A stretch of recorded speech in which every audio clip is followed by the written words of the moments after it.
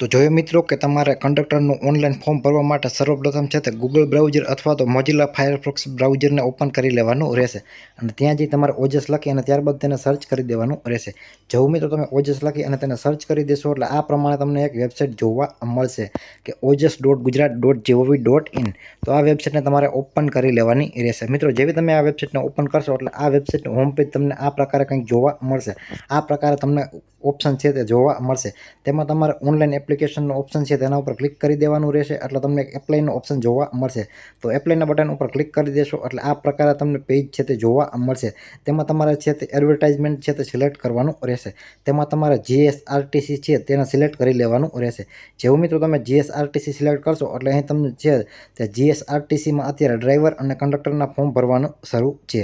તો આ તમારે જેમાં ફોર્મ ભરવા માંગતા હોય ડ્રાઈવર અથવા તો કંડક્ટરમાં એમના તમારે એપ્લાયના બટન ઉપર ક્લિક કરી દેવાનું રહેશે। તો મિત્રો આ વિડીયોમાં આપણે કંડક્ટરનું ફોર્મ ભરવાના છીએ તો એપ્લાયના બટન ઉપર ક્લિક કરશે તમારે કંડક્ટરની સામે જે એપ્લાય લખેલું છે તેની ઉપર ક્લિક કરી દેવાનું રહેશે। ત્યારબાદ અહીં તમને કંડક્ટરની વિગતો જોવા મળશે। તેમાં પણ તમારે અહીં એપ્લાય નાવના બટન ઉપર ક્લિક કરી દેવાનું રહેશે। જેવું મિત્રો તમે એપ્લાય નાવના બટન ઉપર ક્લિક કરી દેશો એટલે આ પ્રકારે તમને છે તે ઓપ્શન જોવા મળશે। તો મિત્રો અહીં તમારે છે તે અગાઉથી ઓજસના પોર્ટલ ઉપર રજિસ્ટ્રેશન કરેલું હોય તો તમારે તેનો રજિસ્ટ્રેશન નંબર અને જન્મ તારીખ લખી અને એપ્લાય વિથ ઓટીઆર કરશો એટલે તમારા ફોર્મની છે તે બેઝિક ડિટેલ ભરાઈ અને આવી જશે। અને જો મિત્રો તમે રજિસ્ટ્રેશન કરેલું નથી તો તમારે અહીં રેડ કલરમાં સ્કીપ લખેલું છે તેના ઉપર ક્લિક કરી અને છે તે ફોર્મ ભરવાનું રહેશે। જેવું મિત્રો તમે સ્કીપના ઓપ્શન ઉપર ક્લિક કરી દેશો એટલે ત્યારબાદ તમને છે તે કંડક્ટરનું ઓનલાઈન ફોર્મ ભરવા માટેનું અરજી ફોર્મ છે તે આપી દેવામાં આવશે। તો અહીં તમારે છે તે પર્સનલ ડિટેલ ભરવાની રહેશે। તો મિત્રો ઉમેદવારની પર્સનલ ડિટેલમાં છે તો તમારે અહીં સર્વપ્રથમ તમારે જે પણ લાગુ પડતું ટાઇટલ હોય નામનું તે સિલેક્ટ કરી દેવાનું રહેશે। ત્યારબાદ સરનેમ લખી દેવાની રહેશે। ત્યારબાદ છે તે ફર્સ્ટ નેમ લખી દેવાનું રહેશે। ત્યારબાદ ફાધરનું નામ લખી દેવાનું રહેશે અને ત્યારબાદ મધરનું નેમ છે તે લખી દેવાનું રહેશે।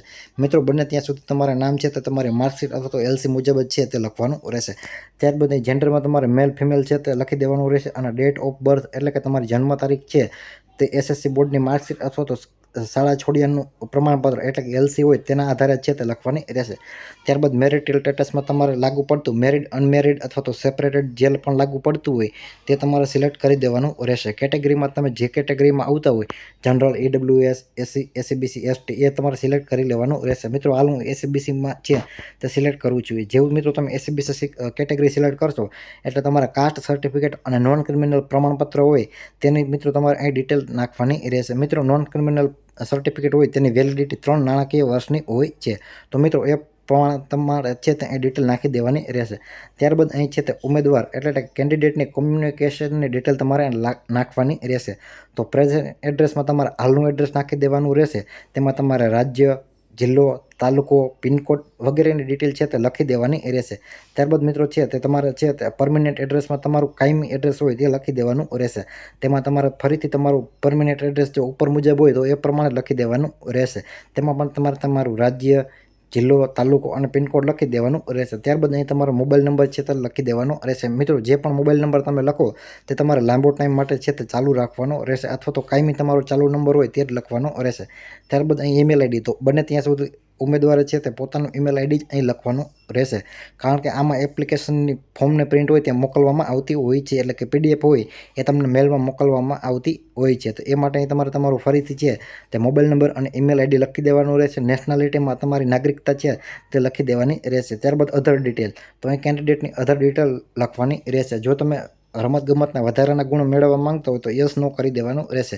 જો મિત્રો અહીં તમે યસ કરશો તો તમારે તે રમતનું છે તે ડિટેલ આપવાની રહેશે। ત્યારબાદ પર્સન છે તે ડિસેબિલિટી ધરાવતા હોય તો યસ નો કરી દેવાનું રહેશે અને જો યસ કરશો તો તેમાં પણ તમારે તેની ડિટેલ આપવી પડશે। ત્યારબાદ છે તે તમને લહિયાની બીમારી હોય તો તમારે યસ નો સિલેક્ટ કરી દેવાની રહેશે અને ત્યારબાદ તમારે છે તે બેઝિક કોમ્પ્યુટર નોલેજમાં છે તે યસ જ કરવાનું રહેશે। મિત્રો અહીં તમારે છે CCCનું સર્ટિફિકેટ હોવું જોઈએ અથવા તો 10મા અથવા તો 12મા તમારા કોમ્પ્યુટર વિષય સાથે પાસ કરેલું હોવું જોઈએ।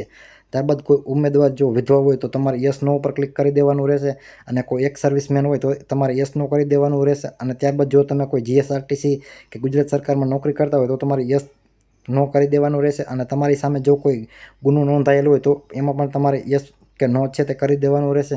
અને અહીં પણ તમારે જીએસઆરટીસીની વિગત આપેલી છે કે તમને છૂટા કરાયેલા હોય તો તેમાં પણ તમારે યસ નો કરી દેવાનું રહેશે। ત્યારબાદ લેંગ્વેજ ડિટેલમાં તો ઉમેદવારે છે તે લેંગ્વેજ છે તે ઇંગ્લિશ, હિન્દી અને ગુજરાતી લખી શકે છે, વાંચી શકે છે અને બોલી શકે છે.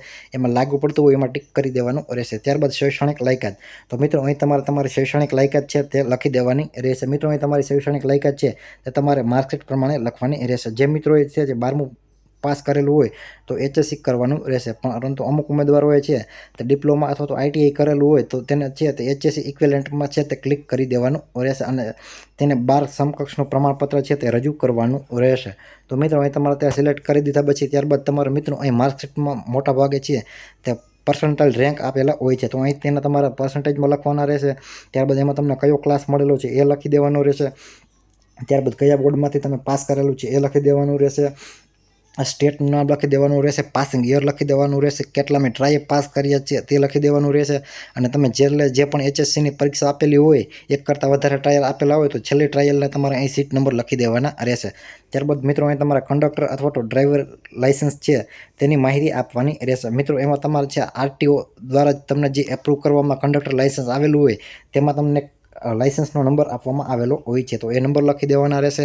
ત્યારબાદ એ કંડક્ટર લાઇસન્સની ડેટ લખી દેવાની રહેશે અને કઈ તારીખ સુધી તમારું લાઇસન્સ છે તે વેલિડ છે એટલે કે માન્ય છે તે ડેટ લખી દેવાની રહેશે. અને ત્યારબાદ તમને તેમાં એક બેઝ નંબર જોવા મળતો હોય છે, તો એ બેઝ નંબર પણ લખી દેવાનો રહેશે. અને આ લાઇસન્સ છે તે તમને ગુજરાતમાંથી ઇસ્યુ થયેલું છે અથવા તો આઉટ ઓફ ગુજરાતમાંથી ઇસ્યુ કરેલું છે તો એ ડેટ તમારે અહીં લખી દેવાની રહેશે. ત્યારબાદ છે તે નીચે ડિક્લેરેશન તમને જોવા મળે છે, આ ડિક્લેરેશનને વાંચી અને તમારે યસ કરી દેવાનું રહેશે. અને ત્યારબાદ તમારે સેવના બટન ઉપર ક્લિક કરી દેવાનું રહેશે. જેવું મિત્રો તમે યસના બટન ઉપર ક્લિક કરી અને સેવ કરશો એટલે આ તમારું ફોર્મ છે તે સેવ થઈ જશે. અને તેમાં તમને એક છે તે અરજી નંબર એટલે કે એપ્લિકેશન નંબર આપી દેવામાં આવશે. આ એપ્લિકેશન નંબરને તમારે કોઈ જગ્યાએ લખી લેવાના રહેશે અથવા તો છે તે નોટ કરી લેવાના રહેશે. અને એના બાદ તમારે છે તે તમારે આ ફોર્મની અંદર છે તે તમારા સહી અને ફોટો છે તે અપલોડ કરવાનું રહેશે. તો મિત્રો અહીં તમારે છે તે ફોટો અને સિગ્નેચર અપલોડ કરવા માટે અપલોડના ઓપ્શન ઉપર ક્લિક કરી અથવા તો અહીં ઓનલાઈન એપ્લિકેશનમાં અપલોડ ફોટો સિગ્નેચરના ઓપ્શન ઉપર તમારે ક્લિક કરી દેવાનું રહેશે. એમાં તમારે અહીં તમારા એપ્લિકેશન નંબર લખી દેવાના રહેશે અને બર્થ ડેટ અને કેપ્ચા કોડ લખી અને ઓકે કરશો એટલે અહીં તમારું નામ છે તે તમને ડિસ્પ્લે ઉપર જોવા મળશે.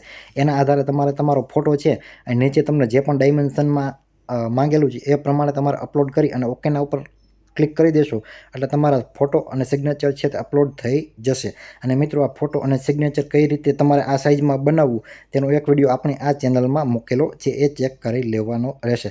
ત્યારબાદ મિત્રો તમે ફોટો અને સિગ્નેચર અપલોડ કરી લ્યો ત્યારબાદ તમારે તમારા ફોર્મને કન્ફર્મ છે તે કરવાનું રહેશે. અને આ ફોર્મ તમે કન્ફર્મ કરશો તો જ તમારું ફોર્મ છે તે માન્ય ગણાશે, અન્યથા છે તે તમારા ફોર્મને રિજેક્ટ કરી દેવામાં આવશે. તો અહીં તમારે તમારા એપ્લિકેશન નંબર અને બર્થ ડેટ લખી કેપ્ચા કોડ લખી અને ઓકેના બટન ઉપર ક્લિક કરશો એટલે તમે ભરેલી ફોર્મની વિગતો છે તેમાંથી તમને જોવા મળશે. તો તમારી વિગતો સાચી હોય તો ઓકે ઉપર ક્લિક કરી અને તમારા કન્ફર્મના બટન ઉપર ક્લિક કરી દેવાનું રહેશે એટલે તમારો એક નવો કન્ફર્મેશન નંબર જનરેટ થઈ જશે. એ કન્ફર્મેશન નંબરને તમારે કોઈ એક જગ્યાએ નોટ કરી દેવાનો રહેશે. અને ત્યારબાદ છે તે તમારે અહીં પ્રિન્ટ એપ્લિકેશન અથવા તો પે ફી છે તેના ઉપર ક્લિક કરી દેવાનું રહેશે. અને અહીં તમારે છે તે જાહેરાતનો નંબર હોય તે સિલેક્ટ કરી લેવાનો રહેશે. તો આમાં આપણે છે તે કંડક્ટર માટે GSRTCની વિગત છે તે મુજબ છે તે આપણે આમાં GSRTC છે તે સિલેક્ટ કરી લેવાનું રહેશે. અને ત્યારબાદ છે તે તમારે કન્ફર્મેશન નંબર, જન્મ તારીખ અને કેપ્ચા કોડ લખી અને પ્રિન્ટ એપ્લિકેશન ફોર્મ ઉપર ક્લિક કરશો તો તમારા ફોર્મને પ્રિન્ટ નીકળી જશે. અને ઓનલાઈન ફી જે પણ કેટેગરીના ઉમેદવારોએ ભરવાની હોય તે છે તે ઓનલાઈન પેમેન્ટના ફી ઉપર ક્લિક કરશો એટલે તમારે અહીંથી ફી ભરી દેવાની રહેશે. જે પણ કેટેગરીને લાગુ પડતી હોય તો ફી ફરજિયાતપણે ભરવાની રહેશે. જો તમારી ફી ભરેલી નહીં હોય તો પણ તમારું ફોર્મ છે તે રિજેક્ટ કરી દેવામાં આવશે. તો મિત્રો અહીંથી તમારે ફી ભરી અને ત્યારબાદ તેની પેમેન્ટની રિસિપ્ટ છે તે તમારે સાચવી રાખવાની રહેશે. અને આ ફોર્મને પ્રિન્ટ હોય તે પણ તમારે આ બંને ડોક્યુમેન્ટ છે તે તમારે ભરતીમાં ગમે ત્યારે છે તે માંગવામાં આવશે એટલે કે અગાઉ ડોક્યુમેન્ટ વેરિફિકેશનમાં પરીક્ષા ટાઈમે છે તો તેની જરૂર પડશે. તો મિત્રો આટલી ડિટેલ છે તો તેને તમારે સાચવી રાખવાની રહેશે. તો મિત્રો આવી રીતે તમે છે તે GSRTCમાં કંડક્ટર અથવા તો ડ્રાઈવરનું ફોર્મ છે તે ભરી શકો છો.